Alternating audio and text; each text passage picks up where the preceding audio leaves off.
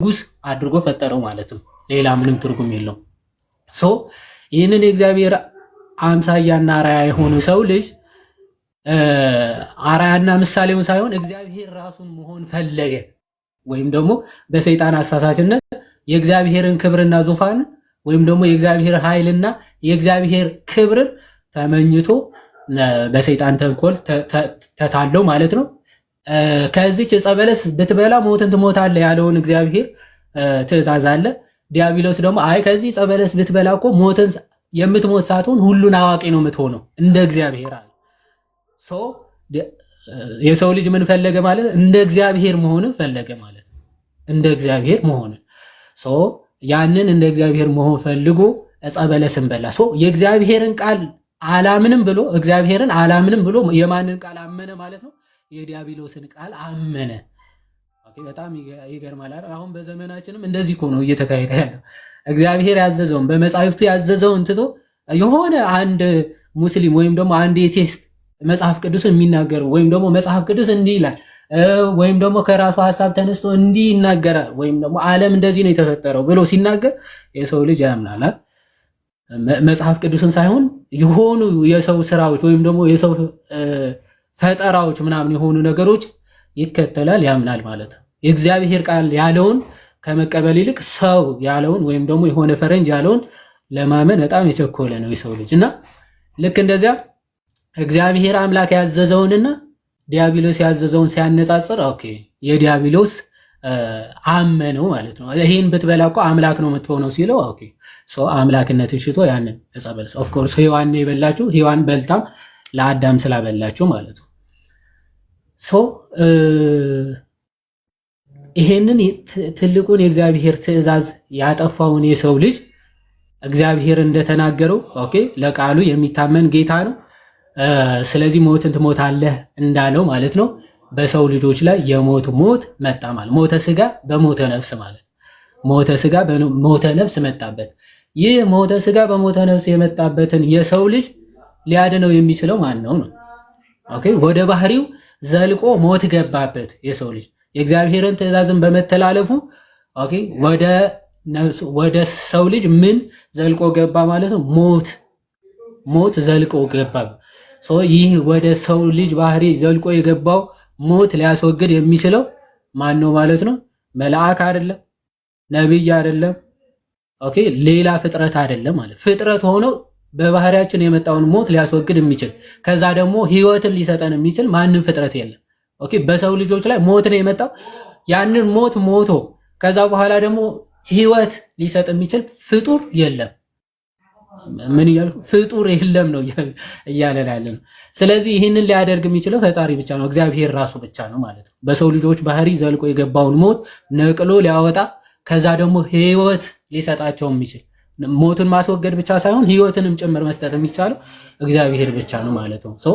ብዙ ነቢያት መጥተዋል፣ ብዙ ቅዱሳን በግፍ ደማቸው ፈሷል። ይሄንን ግን የሰው ልጆችን ሞት ሊያስወግድ ሊያርቅ ከቶ አልተቻለም። ምክንያቱም እነሱ ራሳቸው ባለ ዕዳዎች ስለሆኑ ማለት ነው። እነሱ ራሳቸው ያንን ሞት ተሸክመው የሚወለዱ ስለሆኑ ማለት ነው። ስለዚህ ማንም ሊያስወግድ ይሄ ሞት የተቻለው ማንም የለም ማለት ነው። የሰው ልጆችን እንዲሁ እንደሞቱ እንደጠፉ ሊተዋቸው አልወደደም። ይህ ጌታማ በአርአያውና በአምሳሉን የፈጠረውን የሰው ልጅ እንዲሁ በከንቱ ጠፍቶ እንዲቀር እግዚአብሔር አምላክ አልወደደም። በጣም በሚገርም ሁኔታ ለሰው ልጅ ያለው ርኅራኄና ፍቅሩ እንዲሁ በድሎት የእሱ ክብር ተመኝቶ ሳለ እንኳን እግዚአብሔር አምላክ ፍቅሩና ርኅራኄው በሰው ልጅ ላይ አልቀነሰም።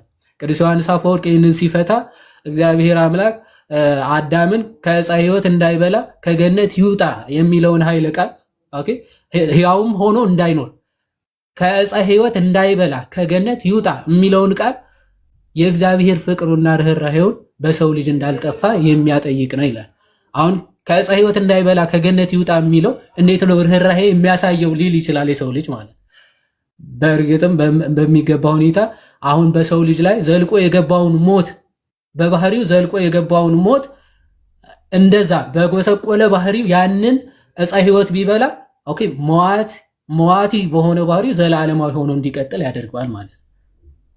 ገብቷቸዋል። ዕፀ ሕይወት በዛ በጎሰቆለ ወደ ባህሪው ዘልቆ በገባ ሞት ስቴት ውስጥ ሆኖ ያንን ዕፀ ሕይወት ወይም ደግሞ ዘላለም የሚያኖረውን ዕፀ ሕይወት ቢበላ አዳም ሕያው ሆኖ በጎስቋላነቱ ዘላለማዊ ሆኖ ይቀጥላል። ግን እግዚአብሔር አምላክ ምን አለ? ሕያው ሆኖ እንዳይኖር በዚህ በጎሰቆለ ማንነት ከገነት ይውጣ፣ ደግሞ ከዕፀ በለስ እንዳይበላ ከገነት ይውጣ። ፍቅሩ ርኅራኄው ከሰው ልጆች አልጠፋም ዘንድ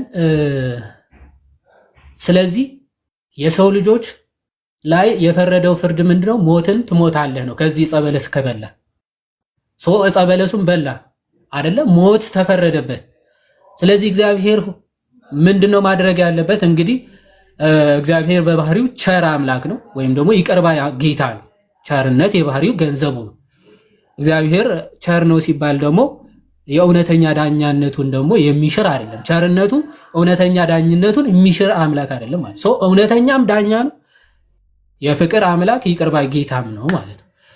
ቸርነቱን ወይም የፍቅር አምላክ መሆኑ ይቅር ባይ አምላክ መሆኑ ከእውነተኛ ዳኝነቱ የእግዚአብሔር አምላክ እንዴት ያስታርቅ ማለት እንዴት ነው ሊታረቅ የሚችለው?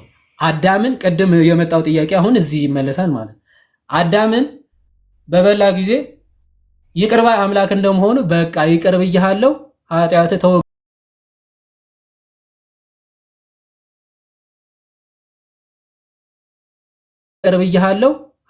ተወግዷል በቃ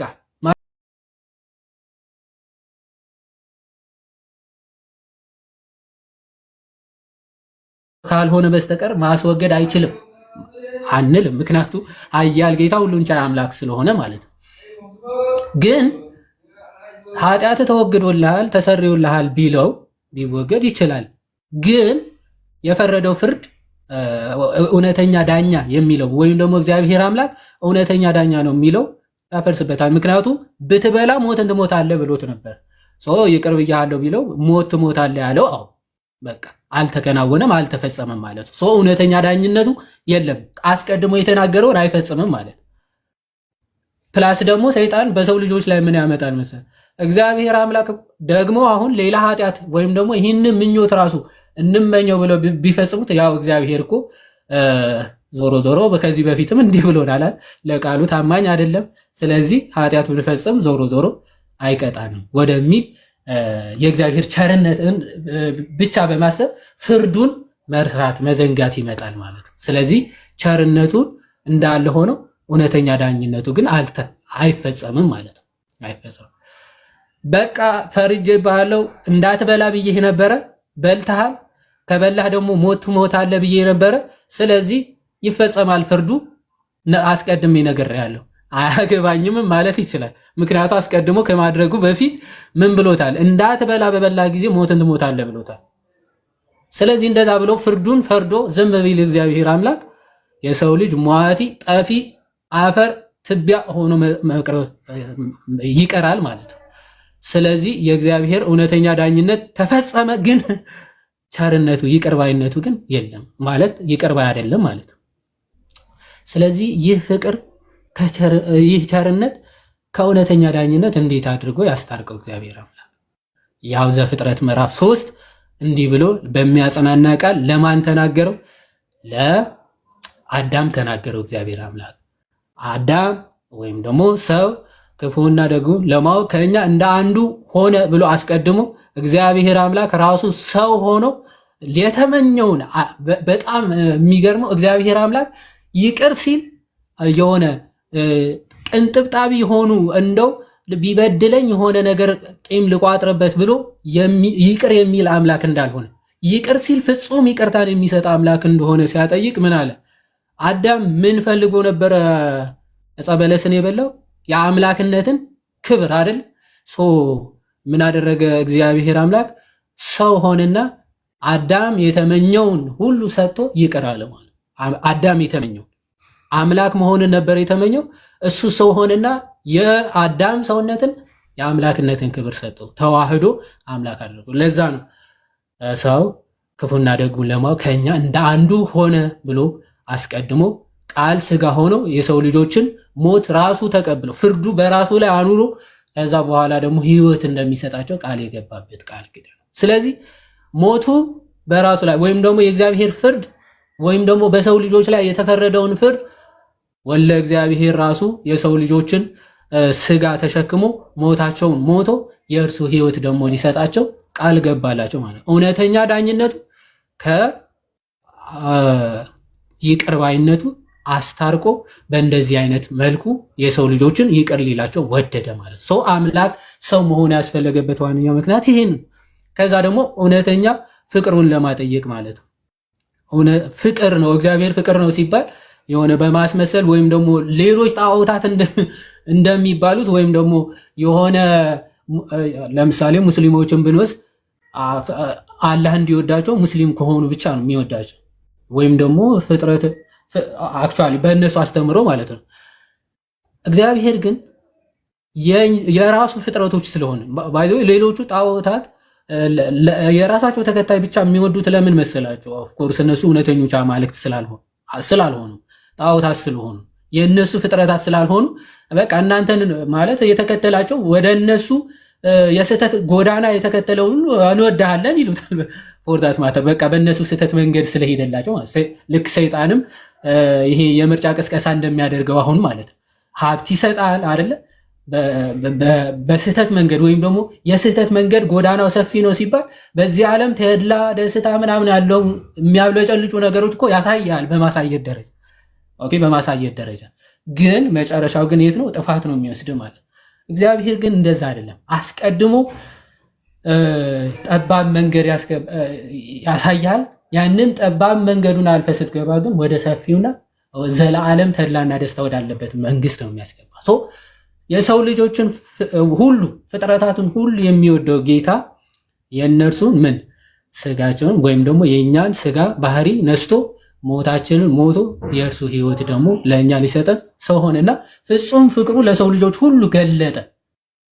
ለሰው ልጆች ሁሉ ፍቅሩን ሲገልጽ ደግሞ ያለ አንዳች ማለያየት ያለ አንዳች ልዩነት ነው። ለሚገሉትም ጭምር ማለት ነው። እየገደሉት እያሰቃዩት በጥፊ እየመቱት ማን የመታህ እያሉት ሁሉ ለእነርሱ ራሱ ይራራላቸው ነበረ እና ቅዱስ ዮሐንስ አፈወርቅ አሁን በረከቱ ይደርብን ይህንን የክርስቶስ ፍቅሩን ሲገልጽ እንደው አይሁዶች በጥፊ እየመጡ ሲመቱት አይኑን ጨፍነው ማን የመታህ እያሉ ምራቅ እየተፉ ሲዘባበቱበት እየገረፉ 40 ነው መግረፍ የሚገባው አንድ ሰው 39 ከዛ ቁጥሩ ጠፋብኝ እያሉ 600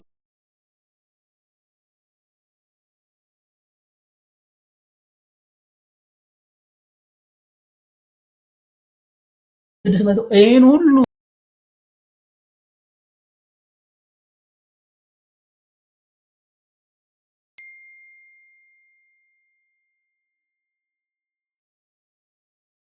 ቢል ወይም ደግሞ ምንም ምላሽ ባይሰጥ ትህትና ነው አይባልም ማለት አቅም ስላጣ ወይም ደግሞ መመለስ ስለማይችል ነው።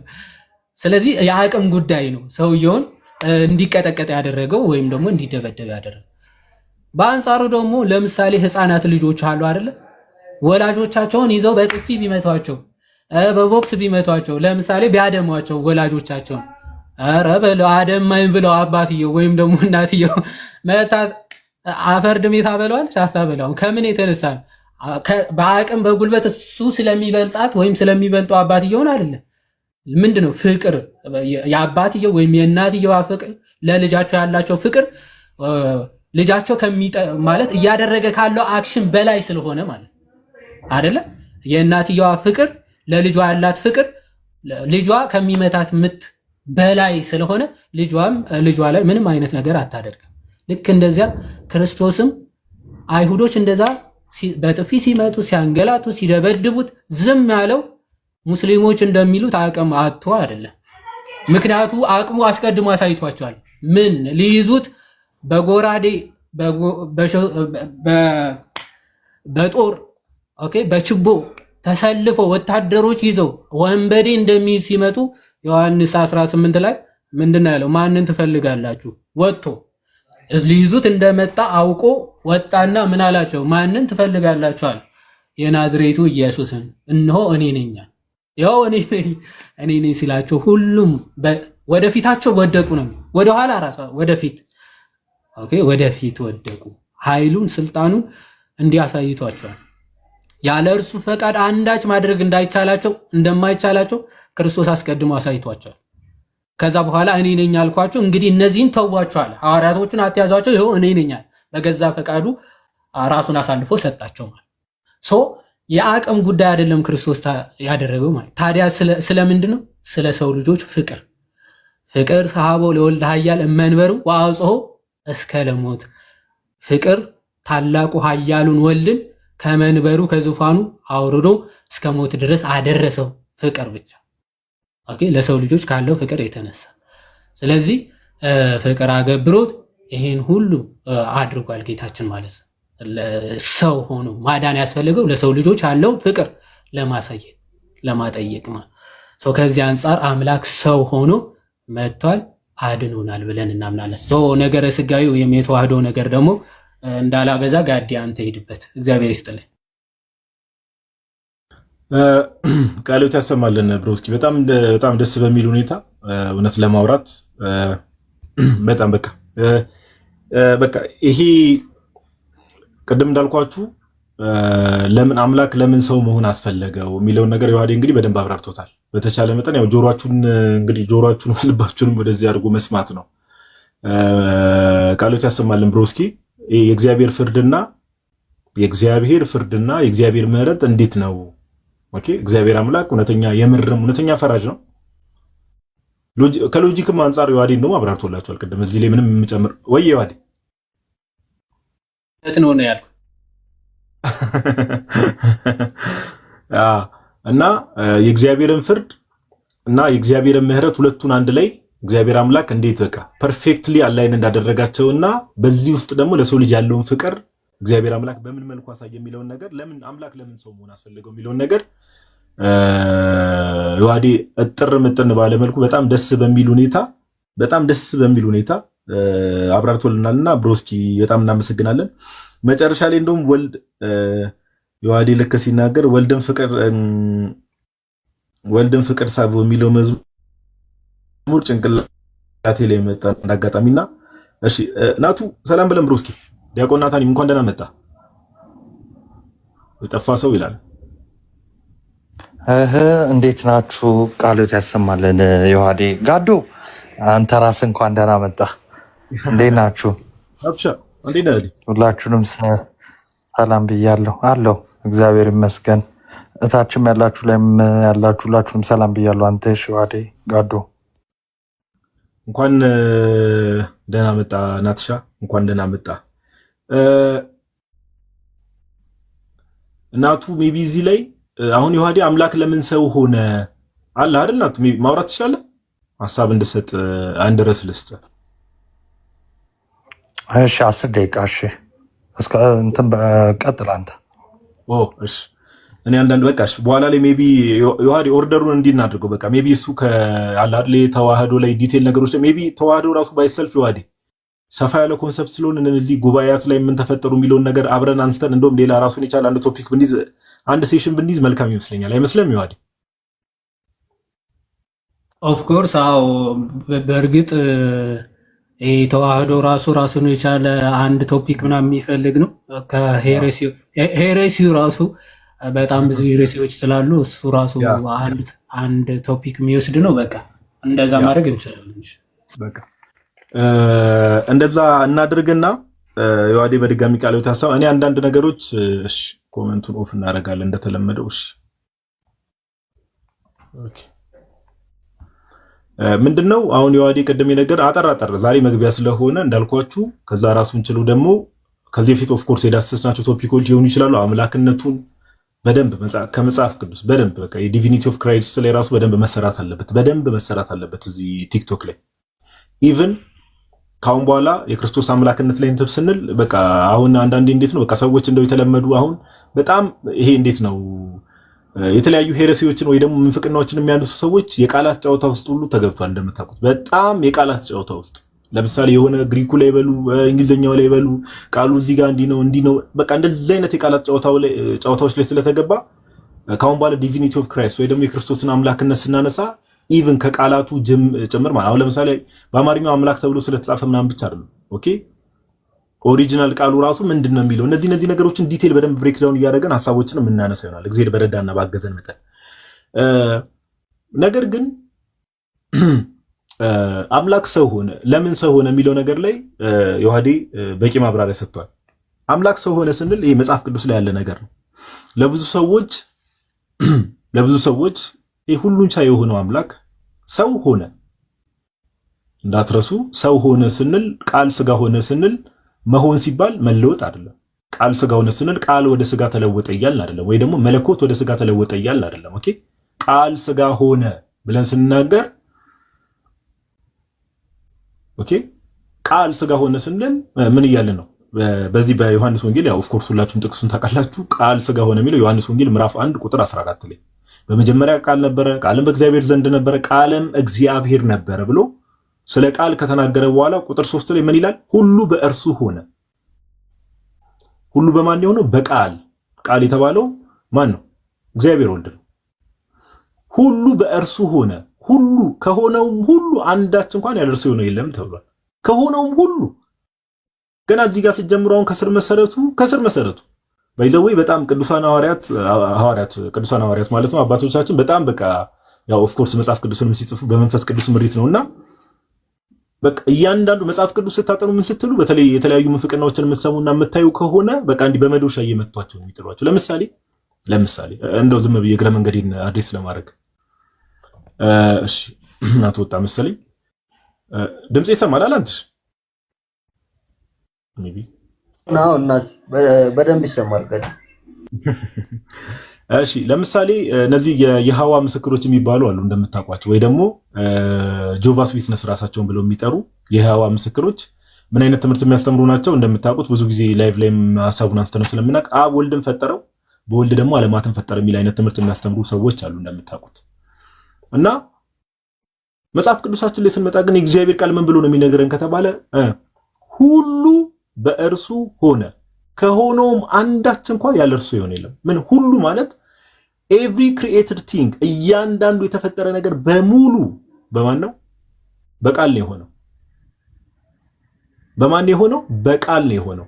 ከዛ ዮሐንስ እንደውም ሲያስረግጥ ቅዱስ ዮሐንስ ወንጌላዊ ይላል ከሆነውም አንዳች እንኳን ያለ እርሱ የሆነ የለም። ማለት ከተፈጠረው ነገር ሁሉ ያለ እርሱ አንዳችም የሆነ ነገር የለም። ስለዚህ የተፈጠረ ነገር በሙሉ በማን ነው የተፈጠረው? በእግዚአብሔር ቃል ነው የተፈጠረው። ወይ ደግሞ ከዛ ያ ቃል ነው እንግዲህ ቁጥር 14 ላይ ዮሐንስ ወንጌል ምዕራፍ 1 ቁጥር 14 ላይ ቃል ስጋ ሆነ ይላል። ገና ሲገባ ራሱ በቃ ቅዱስ ዮሐንስ ወንጌላዊ እዚህ ጋር ቃል ስጋ ሆነ። ኦኬ ቃል ስጋ ሆነ ወይ ደግሞ ቃል ስጋን ያዘ ገንዘብ አደረገ ማለት ነው። ቃል ስጋ ሆነ ስንል እንደው መጽሐፍ ቅዱስ ላይ አሁን አንዳንድ ክፍሎች ስትመለከቱ ሆነ የሚለው ቃል ለምሳሌ ኦኬ ሆነ የሚለው ቃል ለምሳሌ ስለኛ መርገም ሆነ ሲባል እንደው ጌታችን ኢየሱስ ክርስቶስ ቅዱስ ጳውሎስ እንደሚናገረው ስለኛ መርገም ሆነ፣ መርገም የማያውቀውን መርገም ስለኛ መርገም አደረገ፣ ወይ ደግሞ ኃጢአት የማያውቀውን ስለኛ ኃጢአት አደረገው ሲባል የኛን መርገም መያዙን የኛን መርገም መሸከሙን ለማሳየት ነው እንጂ እንደው ቃል ተለውጦ እንደው መርገም ሆኗል ወይ ደግሞ ኃጢአት ሆኗል ማለት አይደለም። እንደዛውም ቃል ስጋ ሆነ ስንል ቅዱስ ቄርሎስ እንደሚያብራራው ቃል ስጋ ሆነ ስንል ምን ማለታችን ነው ከተባለ ስጋን ገንዘብ አደረገ። ያን ስጋ ከማን የነሳው? ከመቤታችን ከቅድስት ድንግል ማርያም ነው የነሳው። ኦኬ ከወላዲተ አምላክ ወይ ደግሞ ከመቤታችን ያንን ስጋ ነሳ። አሁን ክርስቲያኖች በጣም ማወቅ ያለብን ነገር ጌታችን ኢየሱስ ፍጹም አምላክ ፍጹም ሰው ነው። ፍጹም አምላክ ፍጹም ሰው ነው። ፐርፌክት ጋድ ፐርፌክት ማን። እንደው አምላክነቱን ምድር ላይ በተመላለሰበት ሰዓት ላይ አንዳንድ ምንፍቅናዎች ነበሩ በዘመናት። ለምሳሌ አምላክነቱን ሰው ብቻ ነበር የሚሉ አይደለም። አምላክነቱን አልተውም፣ ምንም አልተውም፣ ግን ሰውነትን ገንዘብ አደረገ። ፍጹም አምላክ ፍጹም ሰው። መጽሐፍ ቅዱሳችን የሚነግረንና የሚያስተምረን ትምህርት ይሄ ነው። ለዛ ነው ጌታችን ኢየሱስ ክርስቶስ እንኳን ምድር ላይ በነበረበት ሰዓት አይደለም በሰማይ በአባቱ ቀኝ ከተቀመጠ በኋላ ራሱ ዮሐንስ ራእይ ምዕራፍ 22 ሄዳችሁ ብትመለከቱ እኔ የዳዊት ስርና ዘር ነኝ ብሎ ይናገራል። ምን አለ ጌታችን? የዳዊት ስርና ዘር ነኝ ብሎ ተናገረ። የዳዊት ስር ነኝ ሲል የዳዊት ምንጭ ነኝ ወይ ደግሞ ዳዊት እንዲገኝ ያደረኩት ስሩ እኔ ነኝ ነው እያለ ያለው። which means አምላክነቱን እያሳየ ነው። የዳዊት ስር ነኝ ሲል ሩት ኦፍ ዴቪድ ሲል ኦኬ የዳዊት ዘር ነኝ ሲል ደግሞ የዳዊት ልጅ ተብሎ መጽሐፍ ቅዱስ ላይ ስለተጠራ ያንን ስጋ ከመቤታችን ስለሆነ የነሳው ኦኬ ያ በዳዊት ዘር የመጣውን ያንን ስጋ ከመቤታችን ስለሆነ የነሳው ሰውነቱን ሲያሳይ ነው። ስለዚህ ጌታችን ኢየሱስ ፍጹም አምላክ ፍጹም ሰው ነው። ቅዱስ ቄርሎስ ይናገራል። ምን ብሎ ይናገራል? እንደው ሰው ስለ ሰውነቱ የዮሐንስ ወንጌልን በተረጎመበት ቅዱስ ቄርሎስ የአሌክሳንድሪያ ማለት ነው፣ የኢየሩሳሌም ሳይሆን የአሌክሳንድሪያ ዮሐንስ ወንጌልን በተረጎመበት ክፍሉ ምን ብሎ ይናገራል? እንዴ ስለኔ ነው ስለኔ ብሎ ነው። በቃ አሁን ስለ ሰውነቱ እንዴ ክርስቶስ እንዲያደረገ እንዲሆነ ተብሎ ቢነገር ምንም አይነት ነገር አደረገ ምድር ላይ በነበረበት ሰዓት ቢባል ስለኔ ብሎ ነው ያደረገው፣ ምንም አያሳፍረኝም ይላል። እኛም ክርስቲያኖች አያሳፍረንም ባይዘው። ስለዚህ ከቤተክርስቲያን ውጭ ያሉ ሰዎች እንደው በማወቅም ሆነ ባለማወቅ ስለ ክርስቶስ ኢየሱስ ሰውነት የሚናገሩ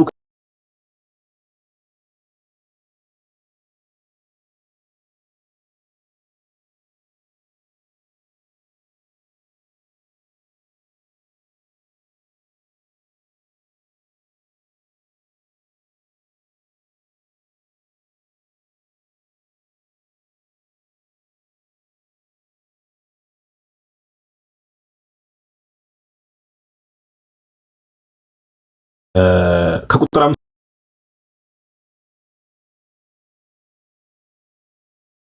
በኋላ እርሱ ቁጥር 5 ላይ ሳብጀክቱ ማነው? ጌታችን ኢየሱስ ነው። ቁጥር 6 ላይ እርሱ በእግዚአብሔር መልክ ሲኖር ሳለ በማን መልክ? በእግዚአብሔር መልክ ከእግዚአብሔር ጋር መተካከልን መቀማት።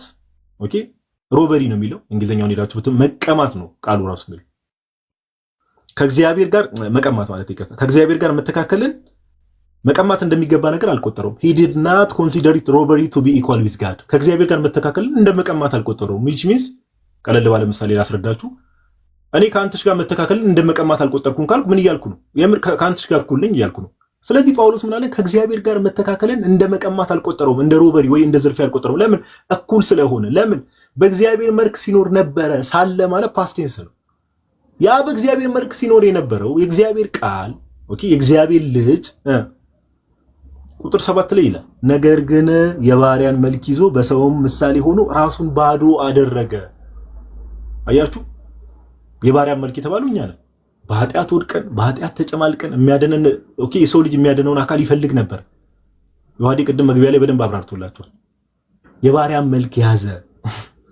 የባሪያን መልክ ያዘ። መልክ ሲባል እንደው ስም ብሎ ይሄ ስጋ ምናምን ነገር የመሆን ብቻ አይደለም፣ የምርም ነው ሰው የሆነው።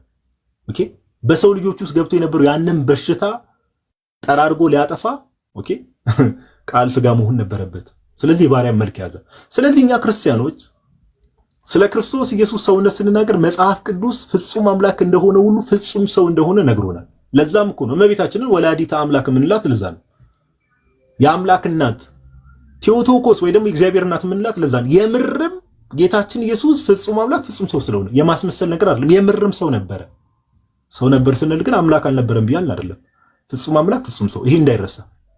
ስለዚህ ክርስቲያኖች እንደዚህ አይነት ሐሳቦች በሚነሱ ሰዓት ሰውነት ላይ ትኩረት የሚያደርጉ ከቤተክርስቲያን ውጭ የሆኑ ሰዎች ኦር መጽሐፍ ቅዱስ ስታነቡ ስለ ሰውነቱን ወንጌላቱ ለምሳሌ ስለ ዲቪኒቲው ስለ አምላክነቱ በደንብ የሚያብራሩ ወንጌላት አሉ።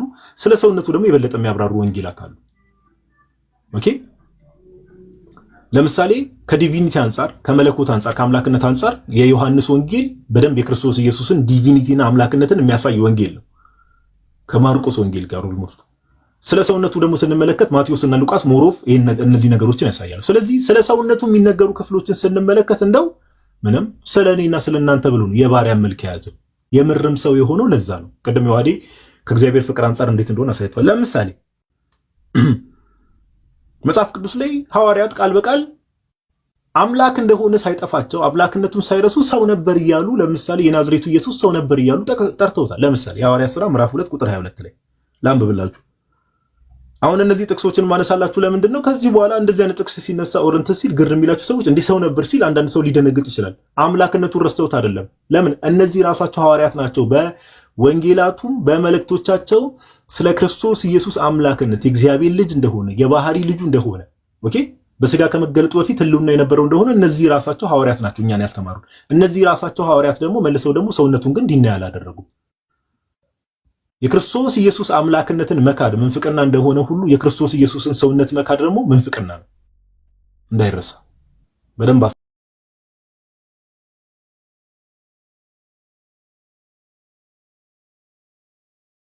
እንዳይረሳ። በደንብ አስተውሉ።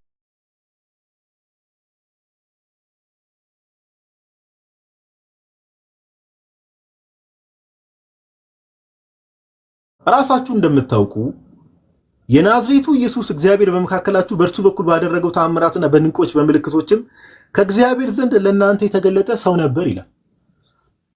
ማን ነው የሰበከው? ቅዱስ ጴጥሮስ ሰው ነበር አለ። ይሄ ራሱ ጴጥሮስ የትኛው ቅዱስ ጴጥሮስ ነው ከተባለ ክርስቶስም ምን አለው? አንተ ክርስቶስ የሕያው የእግዚአብሔር ልጅ ነው ብለው ለቤተክርስቲያን መሰረትነት የሚሆነውን ያንን ኮንፌስ ያደረገው ቅዱስ ጴጥሮስ መልሶ እዚህ ጋር ሰው ነበር። አሁን ይህን ጥቅስ ስንመለከት ብዙ ጊዜ ሙስሊሞች ይህን ጥቅስ ያነሱታል። እዛው ሐዋርያት ሥራ ምዕራፍ 2 ላይ ብትመለከቱ ግን ራሱ ቅዱስ ጴጥሮስ መንፈስ ቅዱስን ከአብ ዘንድ ያፈሰሰው ነገር። ኦኬ። ስለዚህ ሐዋርያት እንደዛ ያደርጋሉ። ስለ ሰውነቱ ያስተምራሉ፣ ስለ አምላክነቱ ያስተምራሉ። አንዳንድ የመጽሐፍ ቅዱስ ክፍሎች ስለ ሰውነቱ ይናገራሉ፣ ስለ አምላክነቱ ይናገራሉ። ኦኬ። ስለዚህ ስለ ሰውነቱ የሚናገሩ ክፍሎችን ባያችሁ ቁጥር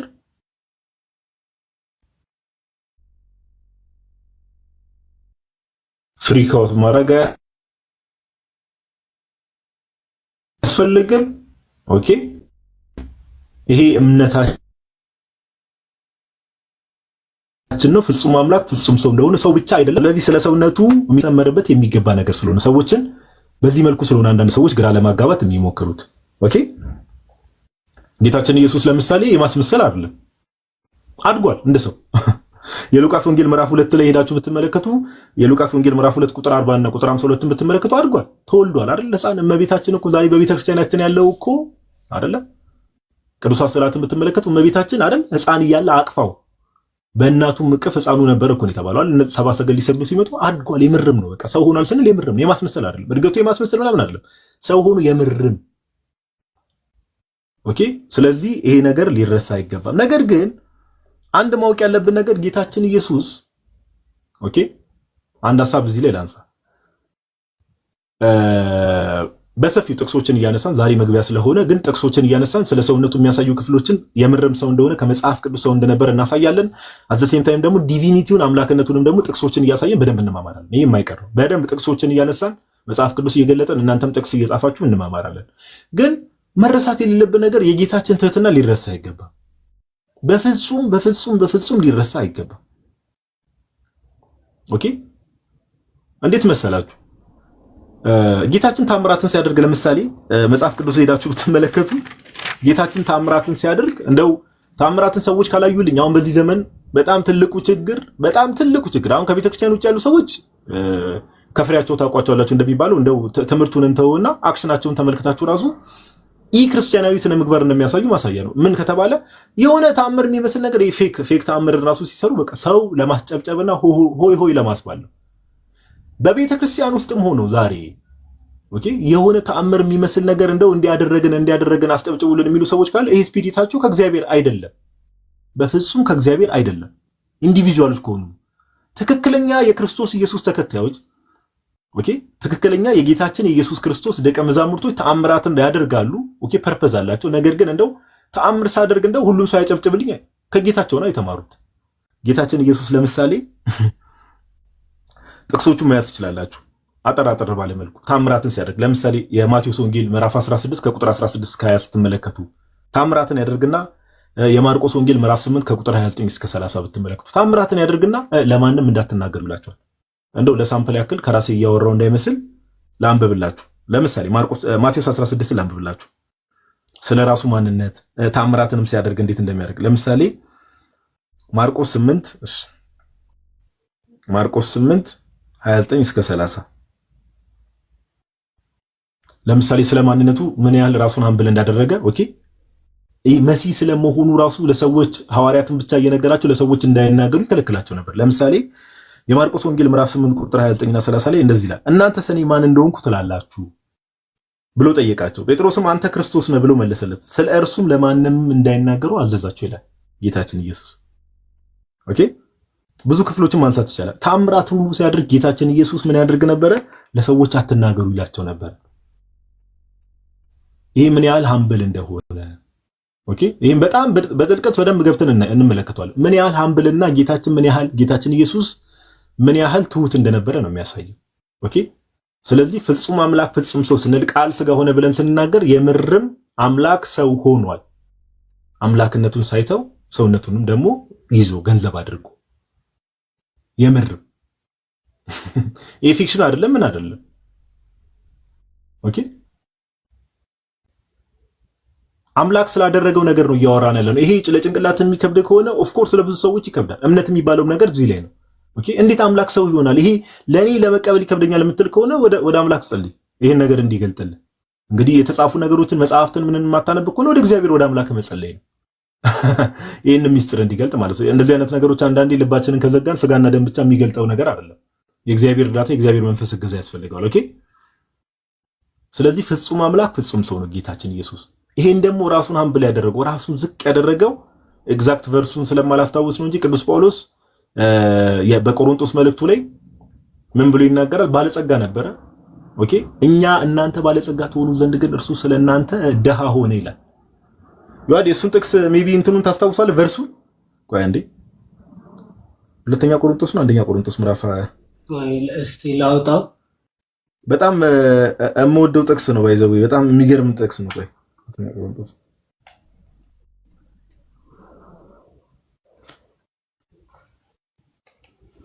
ብቻ ሐሳቡ ምንድነው? ይዋዲ ጥቅሱን ካገኘው ጥሩ እና እናንተ ባለጸጋ ትሆኑ ዘንድ ባለጸጋ የነበረው እርሱ ስለ እናንተ ደሃ ሆነ።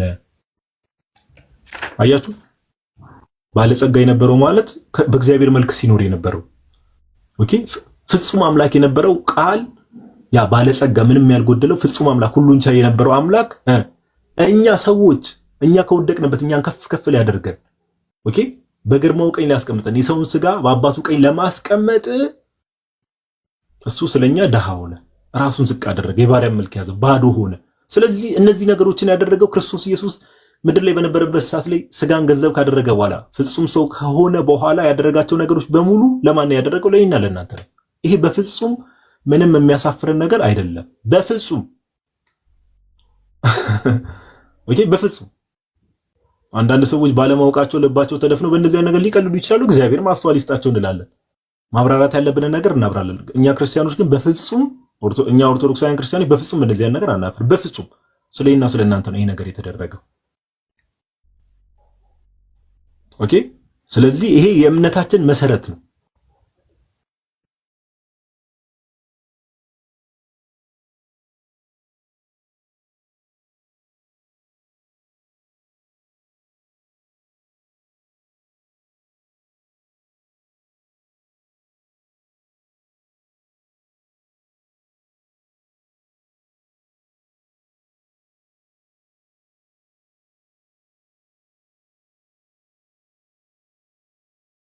ነበረ ብለን ስንናገር እንደው እንዲህ ዝም ብለን ሳይሆን ቅዱሳን መጻሕፍት ላይ የተቀመጡ ነገሮች ስላሉ ጥቅሶችን እያነሳን በደንብ ማብራሪያ የምንሰጥበት ይሆናልና ፍጹም አምላክ ፍጹም ሰው ቃል ስጋ ሆነ። ዮሐዲ ለምን ሆነ የሚለውን ነገር አብራራለን። እኔ ደግሞ በተወሰነ መልኩ ቃል ስጋ ሆነ ስንል ወይ ደግሞ አምላክ ሰው ሆነ ስንል ምን እያልን ነው የሚለውን ነገር በተወሰነ መልኩ ለመዳሰስ ሞክሬያለሁና እግዚአብሔር ያክብርልኝ። ሜቢ ዮሐዲ ጥቅሱን ካገኘኸው ጥቅሱን ልትነግራቸው ትችላለህ ብሮስኪ። ካገኘው ቆሮንቶስ ላይ ነው። ሁለተኛ ቆሮንቶስ ይሁን ምዕራፍ 10 ይሁን ምዕራፍ 11 አምናሹር እና እንደዛ ለማለት ያክል ነው። እናንተ ሰዎች ሁለቱም ወዳጆች እሺ፣ ራሴ ኮሜንት ላብራ እና ሐሳቡ በተወሰነ መልኩ ግልጽ ነው ወይስ ፈጠንኩባችሁ ምናምን ነገር እንዴት ነው?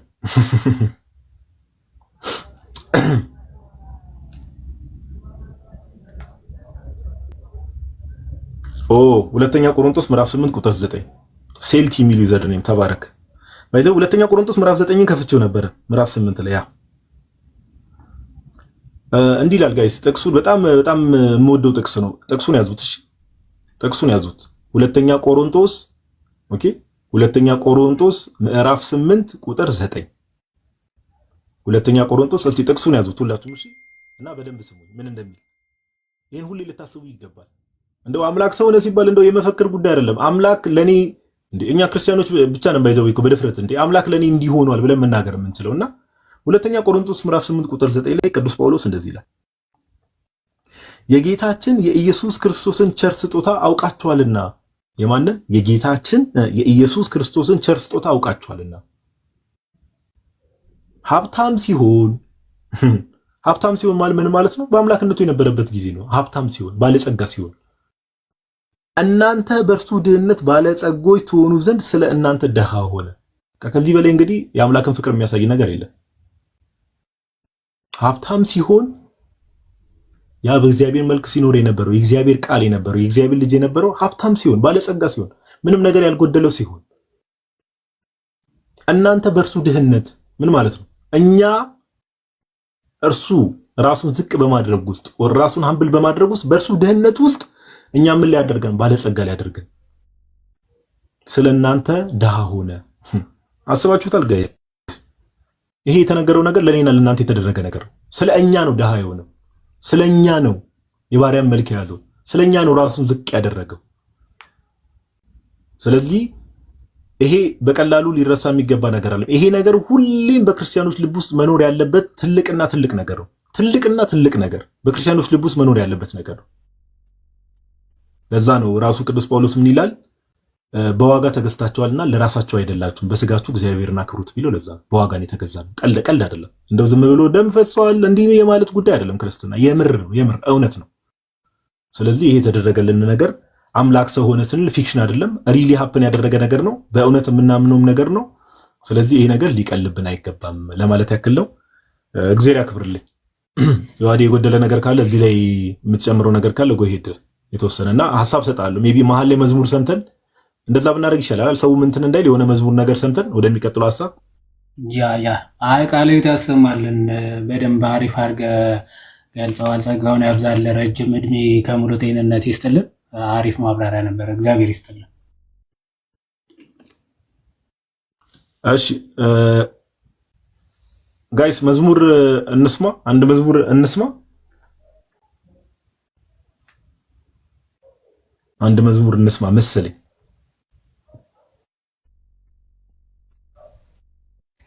ወልደን ፍቅር ሳበው የሚለው መዝሙር ባይዘው ቆይ እስቲ እዚህ ጋር አይ አገኘዋለሁ። የትም አይሄድ። አንዴ ታገሱ።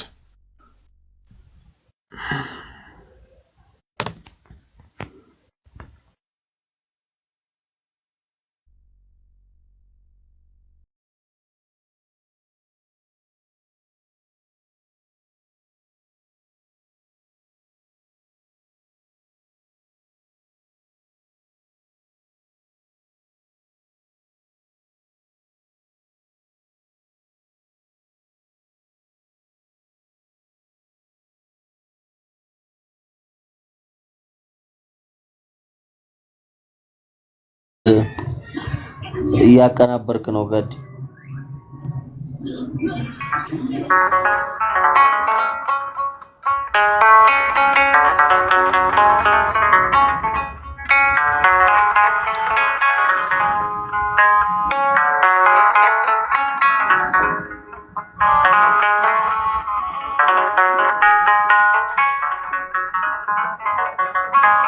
ወልድን ፍቅር ሳበው ከሰማይ አገሩ ወልድን ፍቅር ሳበው ከሰማይ አገሩ እርሱ ድሃ ሆነ ልጆቹ እንዲከብሩ እርሱ ድሃ ሆነ ልጆቹ እንዲከብሩ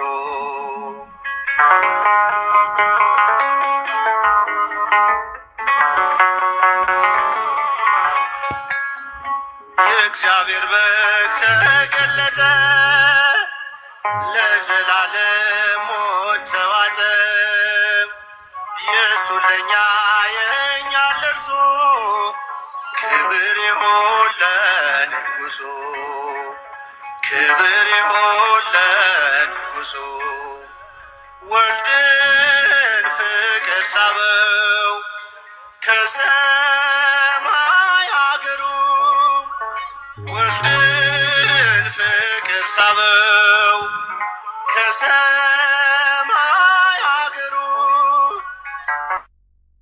እርሱ ድሃ ሆነ ልጆቹ እንዲከብሩ እርሱ ድሃ ሆነ ልጆቹ ልጆቹ እንዲከብሩ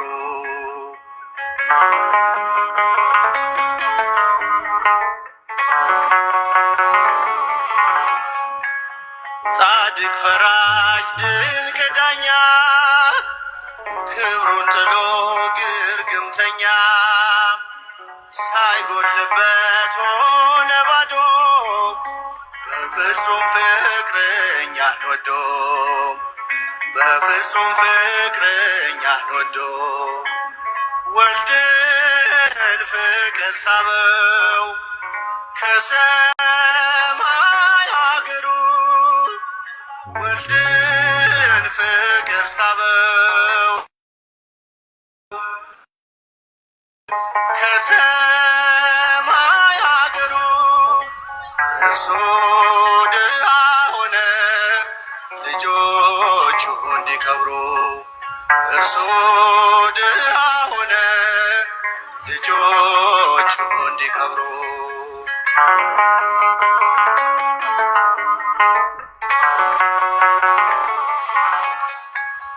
ሁለተኛ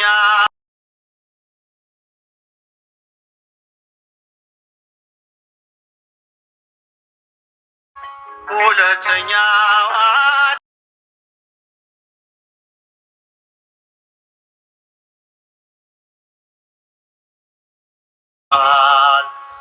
ወልድን ፍቅር ሳበው ከሰማይ አገሩ ወልድን ፍቅር ሳበው ከሰማይ አገሩ እርሱ ድሃ ሆነ ልጆቹ እንዲከብሩ እርሱ ድሃ ሆነ ልጆቹ እንዲከብሩ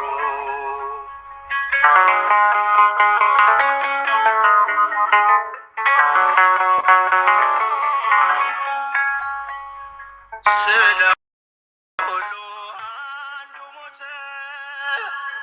እንድንለብስ ተራቆተ በከፈለው የደም ዋጋ አዲስ ሆንን ባለጸጋ አዲስ ሆንን ባለጸጋ ወልድን ፍቅር ሳበው ከሰማይ አገሩ ወልድን ፍቅር ሳበው ከሰማይ አገሩ እርሱ ድሃ ሆነ ልጆቹ እንዲከብሩ እርሱ ድሃ ሆነ ልጆቹ እንዲከብሩ እርሱ ድሃ ሆነ።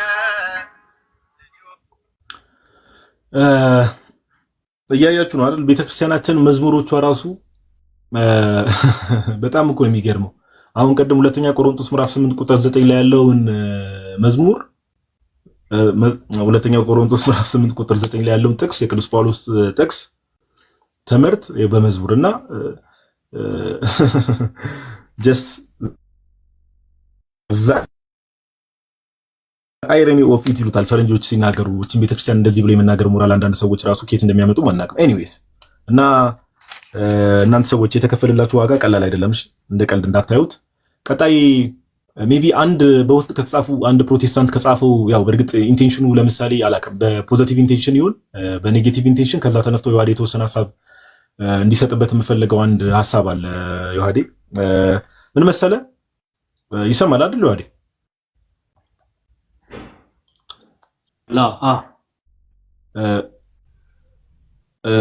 ክርስቶስ ኢየሱስ ወይ ደግሞ ጌታችን ኢየሱስ ብቻውን ማዳን ይችላል ወይ ነው። ያው ጠያቂው ፕሮቴስታንት ነው። ብቻውን ማዳን ይችላል ወይ ነው። አሁን ያው የጥያቄውን ኢንቴንሽን ትረዳለህ ብዬ አስባለሁ። ብቻውን ማዳን ይችላል ሲባል እንደው እግረ መንገድና ያው ኦፍ ኮርስ አዲስ ታደርገዋለህ። ሰውን በማዳን ውስጥ የቅድስት ሥላሴ አለ አይደል? ቅድስት ሥላሴ ያደረጉት ነገር አለ። ሰውን በማዳን ውስጥ ማዳን የእግዚአብሔር እንደመሆኑ መድኃኒትም ደግሞ እግዚአብሔር አምላክ ነውና በዚህ ማዳን ውስጥ እንዴት ነው? ከዛ ወልድ ደግሞ የተለየ ነገር በተለየ አካሉ ምንድን ነው ያደረገው የሚለውን ነገር ጀስት መግቢያ ነገር ስጥበትና እንደው ክርስቶስ ኢየሱስ ብቻውን ማዳን ይችላል ወይ የሚለው ሐሳብ ራሱ ኢል ኢንቴንሽን እንደሆነ ነገር ነው ጥያቄው ላይም ስላየሁበት ማለት ነውና እንዴት ነው እዚህ ነገር ላይ ያለው ነገር የሚለው ነገር እስቲ ሐሳብ ስትበት ብሮስኪ አግኝተዋል አለ ሐሳቢ አዎ አይ ቲንክ ያገኘሁት ይመስለኛል። የተወሰነ ሐሳብ ልስጥበት ነው፣ ከዛ አንተም ትጨምርበታለህ። ብዙ ጊዜ አሁን ትልቁ ችግሩ አሁን እኛ የምንልበት ኢንቴንሽን ወይም ደግሞ ቅዱሳን ራሱ ያድናሉ ሲባል ምን እየተባለ ነው ከሚለው አንጻር ወይም ደግሞ አንዳንዶቹ ካለማወቅ ሊሆን ይችላል፣ አንዳንዶቹ ደግሞ ኦን ፐርፐስ ነገሮችን የሚያጣምሙ ምናምን አሉ እና ነገረ ድህነት ወይም ደግሞ በእኛ ቤተክርስቲያን መዳን ከተባለ የእግዚአብሔር ነው አይደል? መዳን የእግዚአብሔር ነው፣ በቃ የሚያድነው እግዚአብሔር ነው ተብሎ መዝሙረኛው ቅዱስ ዳዊትም በግልጽ ተናግሯል። ስለዚህ መዳን የእግዚአብሔር ነው ሲባል የሚያድነው እግዚአብሔር ነው። በተለይ ስፔሻሊ ደግሞ ቅድም ስናገር መጀመሪያ ላይ መግቢያ ላይ ሰምታችሁን ከሆነ ይሄ ነገር ሰው ወድቆበት ከነበረው ከባህሪያዊ ድቀት ወይም ደግሞ ወደ ባህሪ ዘልቆ ከገባው ሞት ሊያድነው የሚችል ቅዱስ የለም፣ ነብይ የለም፣ መልአክም ጭምር የለም። ኦኬ ሰው ቅዱስ ነብይ መልአክም ጭምር የሰው ልጅ ሊያድነው አይችልም ማለት ሊያድነው የሚችለው ማን ብቻ ነው አለ?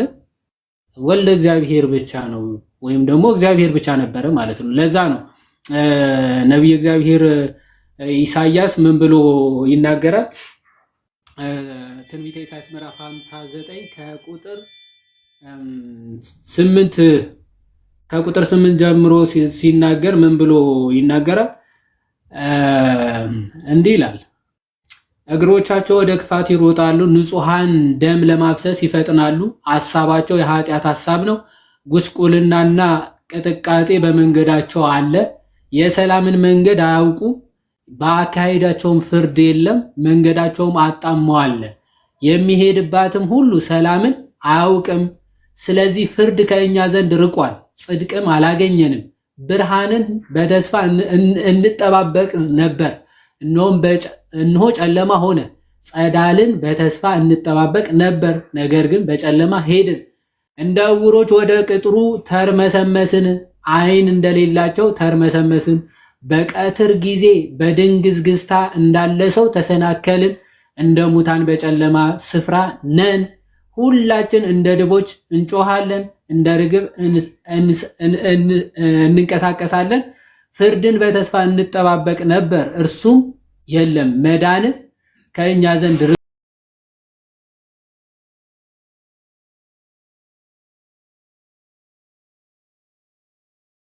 ርቋል። አመፃችን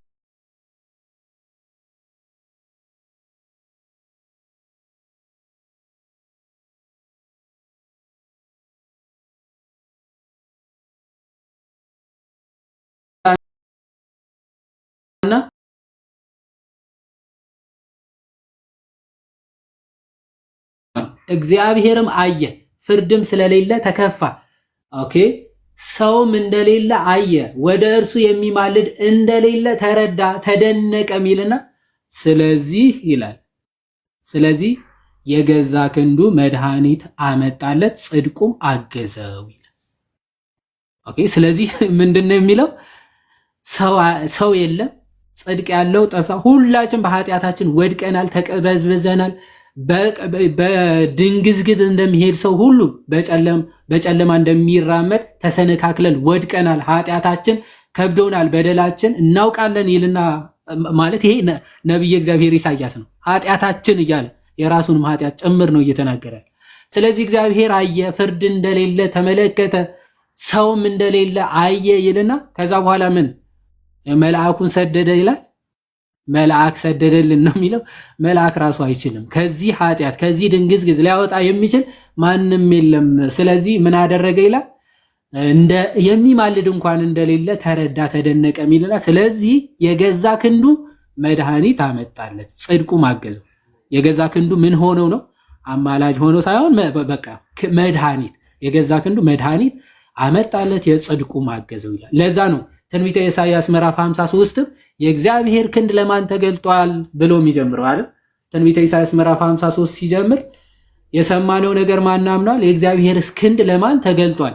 በፊቱ እንደ ቡቃያ ከደረቅ መሬት እንደ ሳር አድጓል ይልና መልክና ውበት የለውም፣ ባየነው ጊዜ እንወደው ዘንድ ደም ግባት የለውም ተብሎ ስለ ክርስቶስ የሚደርስበትን መከራ፣ ስለ እኛ መተላለፍ፣ ስለ እኛ በደል እሱ እንደታመመ እሱ እንደቆሰለ በመገረፉ ቁስል ደግሞ እኛ እንደተፈወስን ይናገራል። አያችሁ፣ የእግዚአብሔር ክንድ ተገልጦ ነው በእርሱ መገረፍ ስለ በደላችንም ደቀቀ፣ የደህንነታችን ተግሳጽ በእርሱ ላይ ነበረ ይልና በእርሱም ቁስል እኛ ተፈወስ። በቃ በክርስቶስ ቁስል በክርስቶስ ቤዛነት ነው የሰው ልጅ የሚድነው። ምንም በቃ ማለት አሁን ከፍጡራን አንጻር እየተናገርን ከሆነ ማለት ክርስቶስ ብቻውን ነው ያዳነ። መልአክ አግዞት ፍጡር አግዞት የሆነ ምናምን አግዞት አላዳነንም። ኦፍኮርስ በእርሱ መከራ በእርሱ ቁስል እኛ ተፈውሰናል። ይሄ የቤተ ክርስቲያናችን ትምህርት ነው።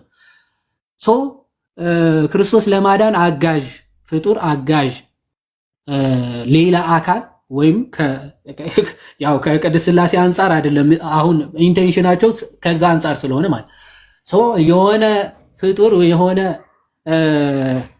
ከእግዚአብሔር ውጭ ያለ አካል አግዞት ደግፎት አይደለም ያዳነ።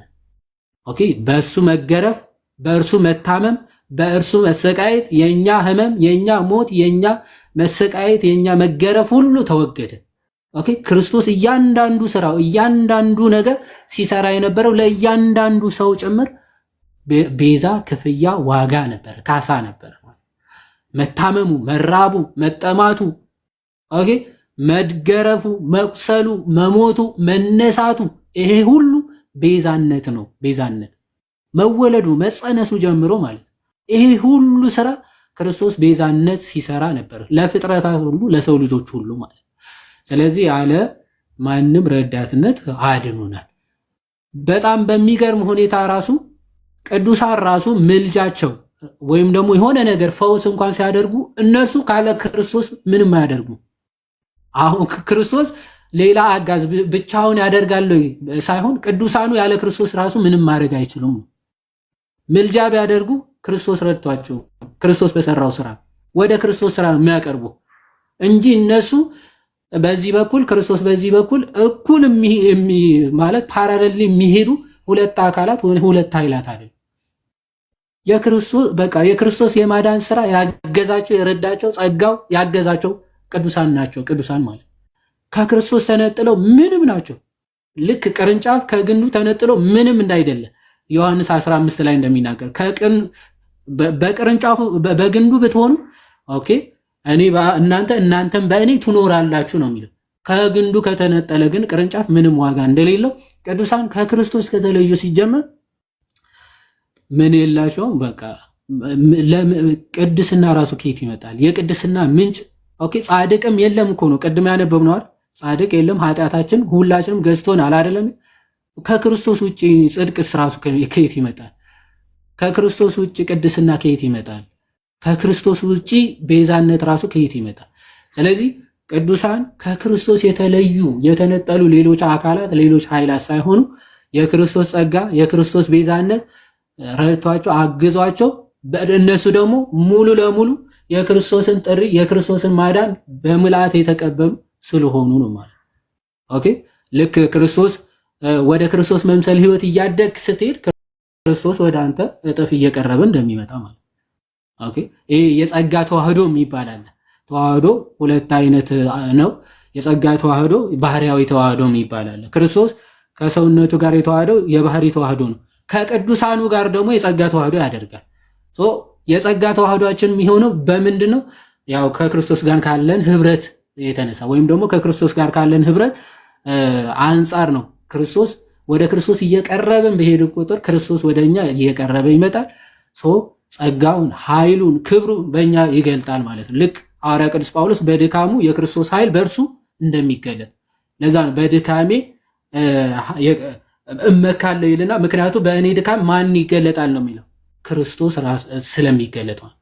በሐዋርያ ቅዱስ ጳውሎስ የሚገለጠው ክርስቶስ ነው እንጂ ሐዋርያ ቅዱስ ጳውሎስ ከክርስቶስ ተነጥሎ ይሆን ሌላ አካል ሆኖ ሌላ ስራ የሚሰራ አይደለም። በሐዋርያው ቅዱስ ጳውሎስ ግን የሚሰራ ማን ነው? የቅዱስ ጳውሎስ ጌታ ክርስቶስ ነው ማለት። አሁን ፕሮቴስታንት ወንድምቶቻችን የማይረዱትና ወይም ደግሞ ኦን ፐርፐዝ የሚነጣጥሉት ክርስቶስ ከቅዱሳኑ ነው። የህይወታቸው የቅድስናቸው ምንጭ ክርስቶስ መሆኑ ይረሱትና ሐዋርያ ቅዱስ ጳውሎስ እንዲህ ያደረገ ሲባል ክርስቶስ ነው የሚያደርገው ወይስ ሐዋርያ ቅዱስ ጳውሎስ ይላል?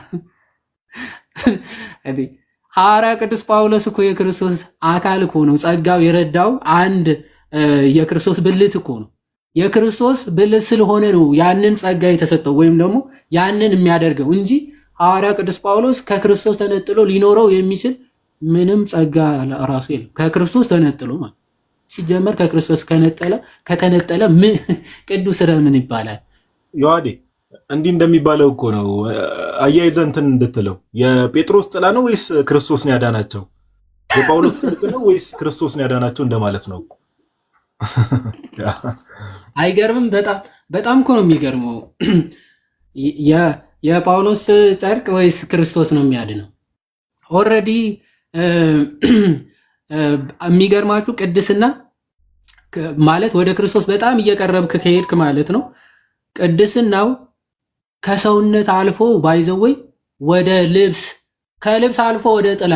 አያችሁ፣ ቅድስና እንደዚህ በጣም ወደ ክርስቶስ እየቀረብክ በሄድክ ቁጥር የክርስቶስ ጸጋ ከአንተ አልፎ በአካባቢ ያለውን ራሱ ይቀድሳል። አይገርም? ልብሳቸውን ይቀድሳል። አሁን ወንድም እህቶቻችን ሰዎች ሆነው እነሱ መቀደስ አቅቷቸዋል። ሐዋርያ ቅዱስ ጳውሎስ ግን የእሱ ቅድስና ልብሱን ቀድሷል እና ሰዎች ልብሱን ቀደው ሄደው ድውያንን ይፈውሳሉ። አይገርም? እናንተ ራሳችሁን መቀደስ አቅቷቸዋል። ሐዋርያ ቅዱስ ጳውሎስ የእሱ ቅድስና ልብስን ይቀድሳል። ልብሱ ደግሞ ድውያንን መናፍስትን ያባረራል። የሐዋርያ ቅዱስ ጴጥሮስ ቅድስና ኦኬ፣ ክርስቶስ ጸጋውን አብዝቶ ረድቶት ምን ያደርጋል? ጥላው ራሱ ሲያልፍ አስቧል። ሐዋርያ ቅዱስ ጳውሎስ አይደለም የእርሱ ጥላ የሆነ ፀሐይ ስትኖር እኮ የሚኖር ነገር እኮ። ፀሐይ ካለች ጥላ ይኖራል። ፀሐይ ከሌለች